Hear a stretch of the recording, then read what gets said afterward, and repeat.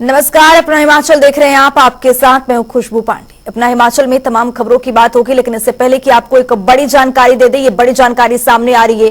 कांग्रेस की आगामी लोकसभा चुनाव को लेकर बैठक हो रही है। पार्टी प्रदेश कार्यालय में राजीव भवन में ये बैठक होगी। सीएम सुखविंदर सिंह सुक्खू शामिल हैं। प्रदेश अध्यक्ष प्रतिभा सिंह ने इस बैठक की अध्यक्षता की है। कैबिनेट मंत्री रोहित ठाकुर और हर्षवर्धन चौहान इस बैठक में शामिल नहीं हुए हैं। ये बड़ी और अहम जानकारी से आपको रूबरू करा रहे हैं।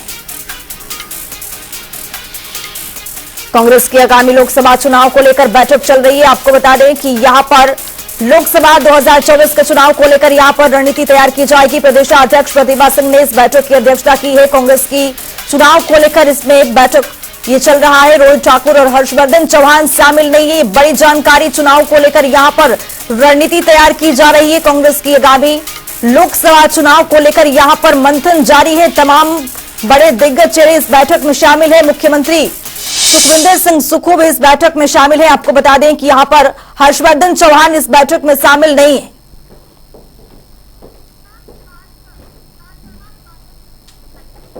तो हमारे साथ हमारे सहयोगी, हमारे ब्यूरो चीफ विकास शर्मा शिमला से जुड़ चुके हैं। विकास, यहां पर चुनाव को लेकर 2024 के चुनाव को लेकर यहां पर रणनीति तैयार की जा रही है, लेकिन सबसे बड़ी बात यह कि इसमें दो मुख्य चेहरे शामिल नहीं है, हर्षवर्धन चौहान, रोहित ठाकुर। देखिए, कई लोग इसमें शामिल नहीं है। सबसे पहले कांगड़ा की अगर हम की बात करें तो कांगड़ा के सुधीर शर्मा नाराजगी लगातार बताई जा रही है। चर्चा का विषय बना हुआ है। राजेंद्र राणा हमीरपुर जिले के सुजानपुर विधानसभा क्षेत्र से विधायक भी हैं और अच्छा खासा बड़ा खर्च जो है वो यहाँ पर रखते हैं। कांग्रेस पार्टी के कार्यकारी अध्यक्ष, ऐसे में इन लोगों का यहाँ पर ना पहुंचना, आरएस पार्टी जो है वो अपने व्यक्तिगत काम कर रही है, व्यक्तिगत जो है उनकी है, इस कारण से भी यहाँ पर पहुंच रहा है।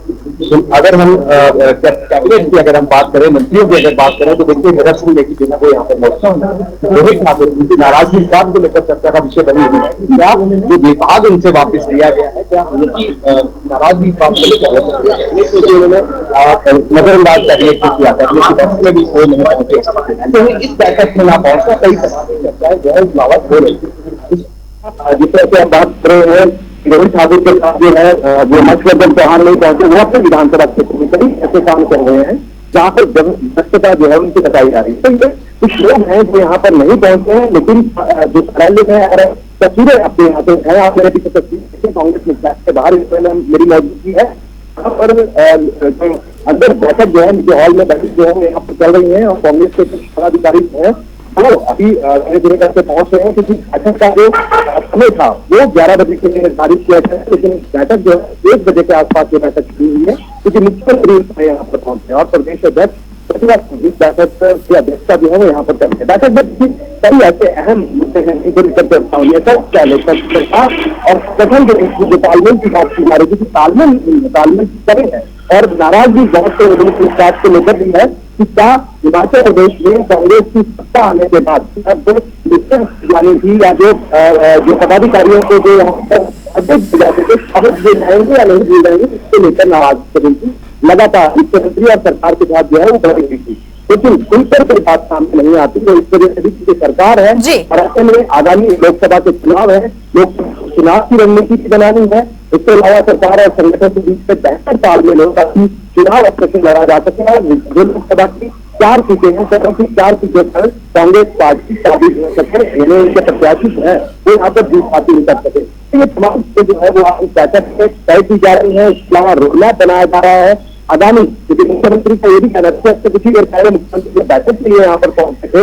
मुख्यमंत्री ने मीडिया से बातचीत करते हुए साफ तौर पर यह कहा कि सरकार जनता के द्वार, सरकार द्वार जो कार्यक्रम अभी हाल ही में जिसका घोषणा जो है वो की गई थी और वो कार्यक्रम जो है एक कल हो भी चुका है किया था, लेकिन आधिकारिक रूप से अगले कल जनसत्ता जनवरी से कार्यक्रम जो है उसकी शुरुआत होगी। सभी मंत्रियों की, विधायकों की जिम्मेदारी जो है वो तय की गई है, सभी अलग अलग विधानसभा क्षेत्रों में जाएगी। और देखिए सबसे महत्वपूर्ण बात ये भी है कि अभी तक 68 जो हिमाचल प्रदेश में है, 68 में से 40 पर कांग्रेस की जीत जो है वो दर्ज हुई है। 40 विधायक जो है वो कांग्रेस की जीत पर इन विधानसभा क्षेत्रों में है, लेकिन 28 जो विधानसभाएं रहती हैं जिनमें हार कांग्रेस पार्टी की यहाँ पर हुई थी। आखिरकार उसमें किस तरह की रणनीति बनानी है, किस तरह से अपनी जो लोकसभा के जो चुनाव आएंगे उसके कौन सा प्रत्याशी जो है वो प्रभावित हो सकते हैं, ये तमाम जो है आज चीज चर्चा जो है वो जरूर यहाँ पर होने वाली है। खास यही रहने वाला है आप किसी नजर की बात को लेकर है जो नाराजगी है, जो संगठन और सरकार के बीच तालमेल की बात यहाँ पर की जा रही है, वो होना बेहद जरूरी है। अगर आपको लोकसभा के चुनाव यहाँ पर जीतने हैं, चुनाव में जीत यहाँ पर दर्ज करने तो बेहद जरूरी यहाँ पर करने वाला है।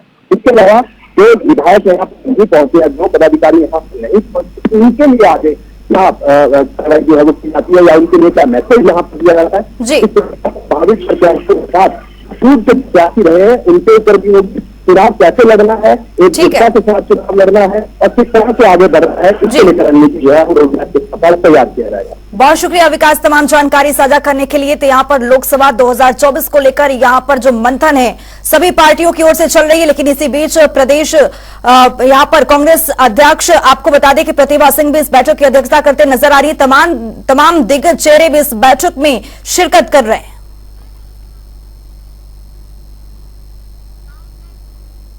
रुकेंगे छोटे से ब्रेक के लिए, देखते रहिए जनता टीवी। ब्रेक के बाद स्वागत है जनता टीवी में। तो चलिए रुक करते हैं खबरों की ओर। 22 जनवरी को होने वाले प्राण प्रतिष्ठा कार्यक्रम को लेकर प्रदेश कांग्रेस सरकार में कैबिनेट मंत्री विक्रमादित्य सिंह कई बार अयोध्या जाने की बात कह चुके हैं। इसको लेकर फिर विक्रमादित्य सिंह ने कहा है कि पार्टी हाईकमान जब तय करेगा तब अयोध्या जाएंगे, जरूरी नहीं है कि 22 जनवरी को ही अयोध्या जाया जाए। वहीं विक्रमादित्य सिंह से विभाग वापस लेने को लेकर पार्टी से उनकी नाराजगी की खबरों के बीच विक्रमादित्य सिंह ने कहा है कि वे पार्टी से किसी भी तरह से नाराज नहीं है और पद पोर्टफोलियो से व्यक्ति बड़ा नहीं होता।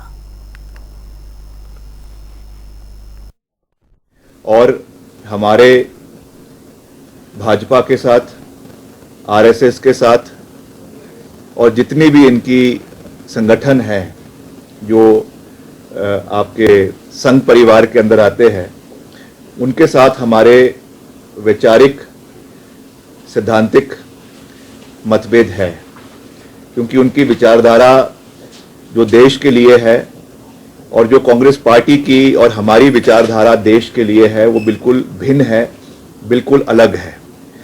हमने हमेशा उस सांप्रदायिक ताकतों का विरोध किया है जिन्होंने देश को बांटने की कोशिश करी है, प्रदेश को बांटने की कोशिश करी है और हमेशा करते रहेंगे। इसमें मैं बिल्कुल स्पष्ट शब्दों से ये बात कहना चाहता हूं और इसको हमने सिर्फ कहा नहीं है, सिर्फ कहा नहीं है, इसको हमने करके भी दिखाया है। हिमाचल प्रदेश सरकार की महत्वाकांक्षी 450 मेगावाट क्षमता वाली सोंग टोंग करक्षम जल विद्युत परियोजना का निर्माण भारत चीन सीमा के साथ लगते जिला किन्नौर के सतलुज नदी पर निर्माणाधीन है, लेकिन सोंग टोंग करक्षम जल विद्युत परियोजना को तय समय पर पूरा करना हिमाचल प्रदेश पावर कॉर्पोरेशन के लिए चुनौती बना हुआ है। इस विषय को लेकर हिमाचल पावर कॉर्पोरेशन लिमिटेड के डायरेक्टर सिविल एस.के. चौधरी ने जनता टीवी से खास बातचीत की है, देखिए। किन्नौर जिला के शोंगथोंग करचम जल विद्युत परियोजना में लंबे समय से काम रुका हुआ है। ये काम इसलिए रुका है क्योंकि ठेकेदारों का पेमेंट जो है पटेल कंपनी और एचपीपीसीएल ने नहीं किया, ऐसा ठेकेदारों का आरोप है, जिसके चलते शोंगथोंग करचम जल विद्युत परियोजना का जो कार्य है अभी रुका हुआ है। इस विषय को लेकर Himachal Pradesh power corporation limited के जो डायरेक्टर सिविल है वो मौजूद है, वो इस बारे में बताएंगे कि परियोजना का कार्य क्यों रुका हुआ है और क्या ये विषय है। सर, सबसे पहले तो जो शोंगथोंग करचम जल विद्युत परियोजना का कार्य लंबे समय से रुका हुआ है, पेमेंट के इशू को लेकर ठेकेदार लगातार जो है विरोध करे और काम को रोका गया है, क्या इशू है सर? इसमें कंपनी को हमने इनके बिलों की पेमेंट समय से भुगतान कर दिया हुआ है। कंपनी वालों ने आगे जो इन्होंने छोटे छोटे ठेकेदार या पीआरडब्ल्यू पीस रेट वर्क कॉन्ट्रैक्टर लगाए होते हैं, उनका भुगतान इन्होंने आगे करना होता है। तो इनके आपस का बीच का मामला है। हमने इनको आज मीटिंग बुलाई थी यहाँ प्रोजेक्ट साइट पे, प्रोजेक्ट का साइट का जो ऑफिस है उसमें हमारे जीएम प्लानिंग और जीएम प्रोजेक्ट हमारे साथ थे और उसमें काफी हमारी चर्चा हुई है और इनको कड़े निर्देश दिए गए हैं कि सब कॉन्ट्रैक्टरों की पेमेंट, वर्कर्स की पेमेंट और स्टाफ की पेमेंट जल्द से जल्द उसका भुगतान किया जाए और प्रोजेक्ट के सभी कंपोनेंट पे काम इमीडिएट शुरू होना चाहिए और पूरे जोर शोर तरीके से काम को फिर से शुरू किया जाए। सर, लंबे समय से जो परियोजना का काम रुका हुआ है और जो कार्य प्रभावित हो रहा है उसके नुकसान की जो है भरपाई वो कौन करेगा सर? इसमें जो हमारा इनके साथ कंपनी वालों के साथ निर्माणाधीन कंपनी के साथ जो समझौता है, उस समझौते की शर्तों के अनुसार ये तय किया जाता है कि जिसकी भी गलती होती है वो उसके अनुसार ही तय होता है, और अगर कंपनी कहीं पे गलत तरीके से काम को रोक के बैठी हुई तो कंपनी को उसका भुगतान करना पड़ता है। तो हमारी पूरा पुरजोर तरीके से हमारी कोशिश है कि किसी तरह इस काम को जल्दी से जल्दी ये कंपनी ठेकेदारों वाला मामला सुलझाए, उनकी पेमेंट करें और काम को जल्दी शुरू करे सभी फ्रंट्स पे। और हम इस परियोजना को जून 2026 का लक्ष्य लेके चले हुए हैं कि जून 2026 में हमने इसको कंप्लीट करना है, पावर हाउस को कमीशन करना है, ताकि ये प्रोजेक्ट कंप्लीट हो और इससे जितना भी राजस्व जनरेट होता है वो प्रदेश सरकार के खाते में आए, खजाने में आए, जिससे कि प्रदेश सरकार की और एचपीपीसीएल की माली हालत में और अच्छा सुधार हो और हम आने वाले समय में और अच्छे प्रोजेक्ट कर सकें। बहुत बहुत धन्यवाद सर।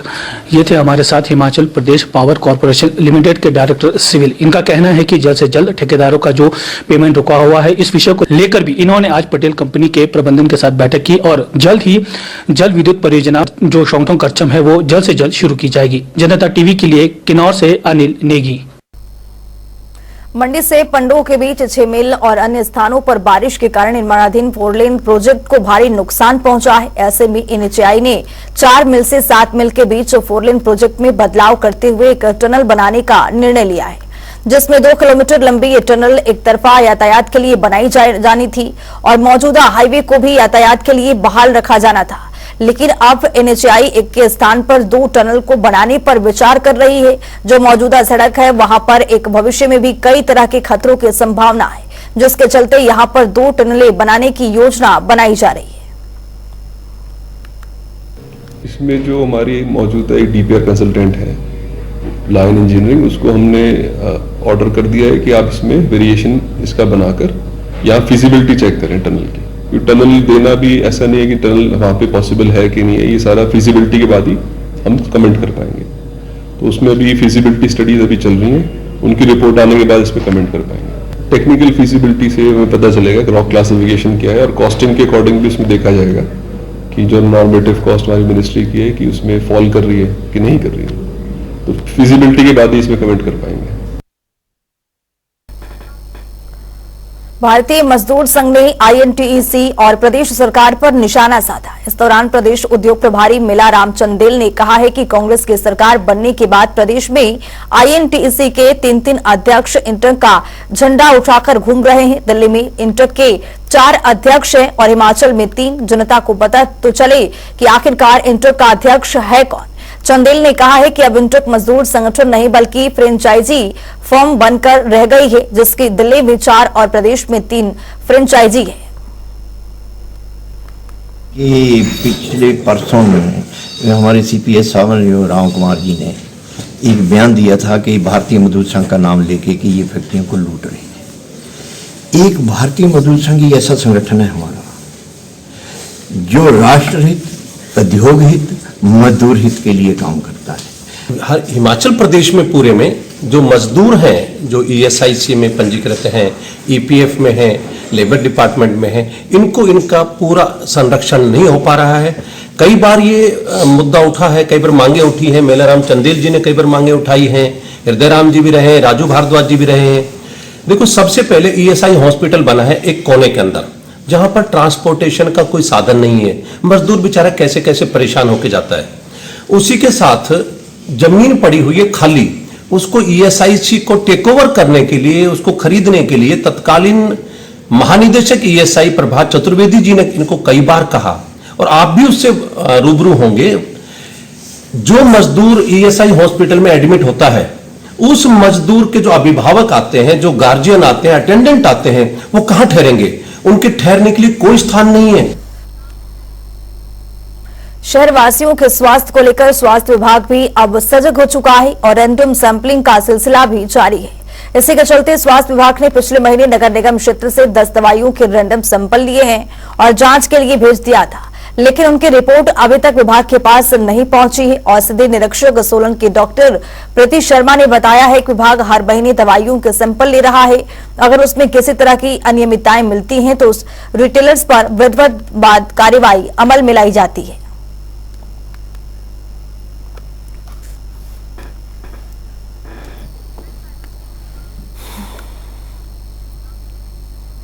कैबिनेट मंत्री जगत सिंह नेगी 4 दिवसीय किन्नौर और स्पीति प्रवास के दौरे पर हैं। साथ ही कैबिनेट मंत्री का किन्नौर पहुंचने पर प्रशासनिक अधिकारी और कांग्रेस कार्यकर्ताओं ने भव्य स्वागत किया है। इस दौरान उन्होंने चारों गांवों के ग्रामीण की आम समस्याएं भी सुनी हैं और प्रदेश सरकार के 1 साल के अंदर सरकार द्वारा किए गए जन कल्याणकारी नीतियों से भी अवगत करवाया है।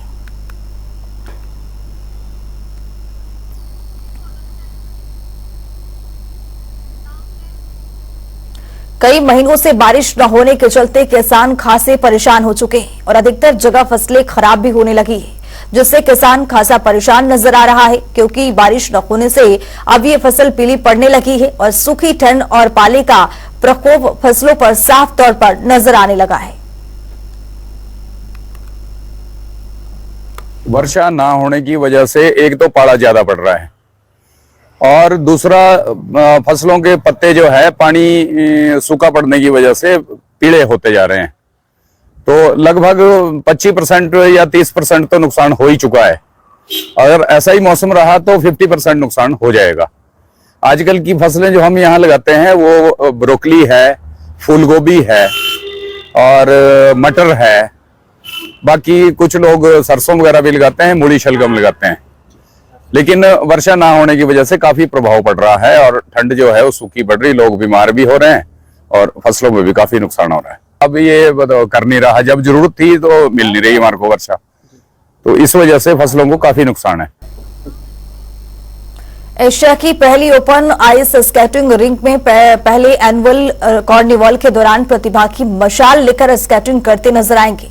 इन दिनों राजधानी शिमला में ये ओपन स्केटिंग रिंक आकर्षण का केंद्र बनी हुई है।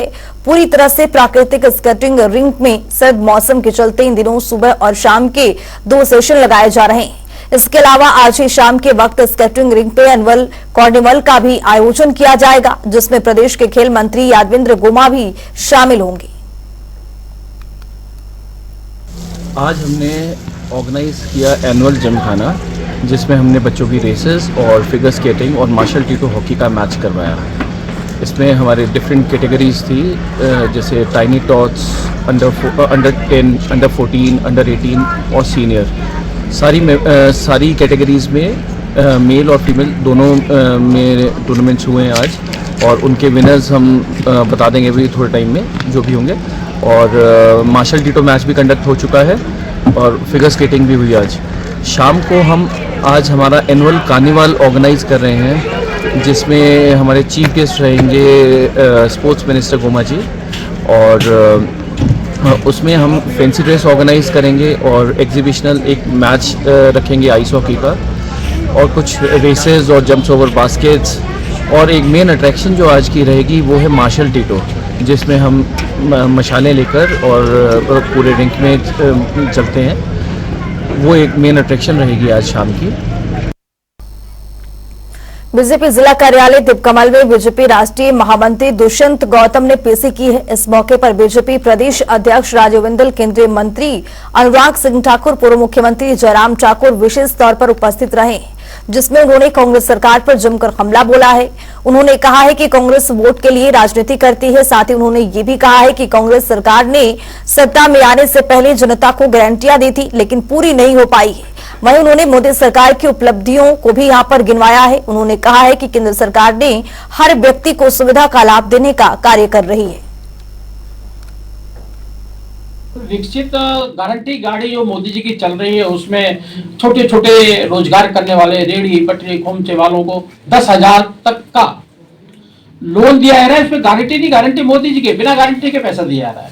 आयुष्मान 5 लाख का इलाज आप देश में कहीं भी करा सकता है। गरीब आदमी अमीरों की तरह जाकर 5 लाख का इलाज करा सकता है।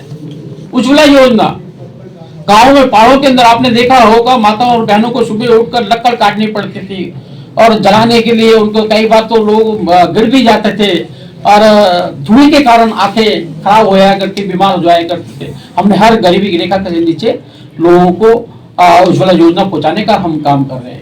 हिमाचल की जनता को लूटने का काम कांग्रेस ने झूठी गारंटी के द्वारा किया है। उस पाप से इनको सजा देने का काम भी हम करेंगे। आप आज देखते हैं कि ये जन विरोधी निर्णय जिस प्रकार लगातार ये हिमाचल सरकार कर रही है। डीजल महंगा कर दी है, दालें महंगी हो गई हैं, चीनी गायब हो गई है। आपने देखो 300 यूनिट फ्री की बात कही थी। अपना हिमाचल में मेरे साथ इतना ही। नमस्कार।